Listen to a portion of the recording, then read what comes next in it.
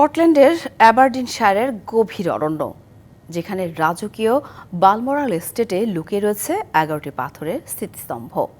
এটা ঠিক দেখতে মিশরের পিরামিডের মতো। স্মারকগুলো কেবল পাথরের স্তূপ নয়, বরং রানী ভিক্টোরিয়া ও প্রিন্স অ্যালবার্টের ভালোবাসা, শোক আর পারিবারিক বন্ধনের এক নিঃশব্দ কাব্য। স্কটল্যান্ডের অ্যাবারডিনশায়ারের বালমোরাল এস্টেট, যেখানে লুকিয়ে আছে রাজপরিবারের বিস্ময় জাগা নিয়ে ইতিহাস। এখানে ঘন জঙ্গলের মাঝে 50,000 একর জমিতে ছড়িয়ে ছিটিয়ে রয়েছে 11টি রহস্যময় স্মৃতিস্তম্ভ, যেগুলো শুধু সৌন্দর্যের নিদর্শন নয়, বরং রাজপরিবারের প্রেম, শোক, ঐতিহ্য ও জাতি গঠনের নীরব দলিল।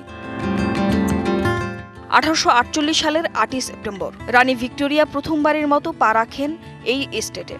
প্রকৃতির অপার সৌন্দর্য, পাহাড়, বন এবং শান্ত নদীর মিলনে মুগ্ধ হয়ে 1852 সালে তিনি ও প্রিন্স অ্যালবার্ট এই এস্টেট কিনে নেন। এরপর থেকে এই জায়গা হয়ে ওঠে রাজপরিবারের অন্যতম আশ্রয়, বিশেষ করে অ্যালবার্টের মৃত্যুর পর রানীর নিঃসঙ্গতার সঙ্গী।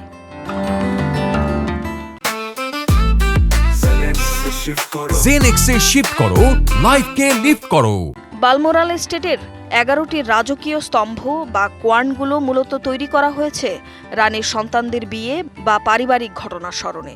তবে এই স্তম্ভগুলোর মধ্যে সবচেয়ে বিশাল এবং ব্যতিক্রমী প্রিন্স আলবার্টের জন্য নির্মিত পিরামিড আকৃতির গ্রানাইট স্তম্ভটি।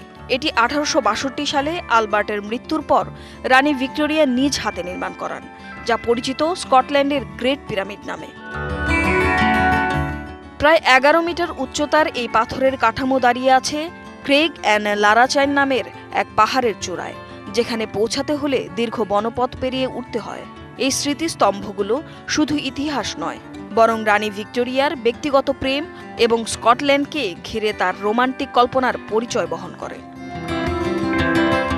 রাজপরিবারের এই স্তম্ভগুলো দর্শনার্থীদের জন্য উন্মুক্ত রয়েছে। যারা অ্যাডভেঞ্চারের খোঁজ করেন তাদের জন্য বালমোরালের এই গোপন পিরামিড এক অনন্য রত্ন। Tumpa Tarafdar, DBC news desk.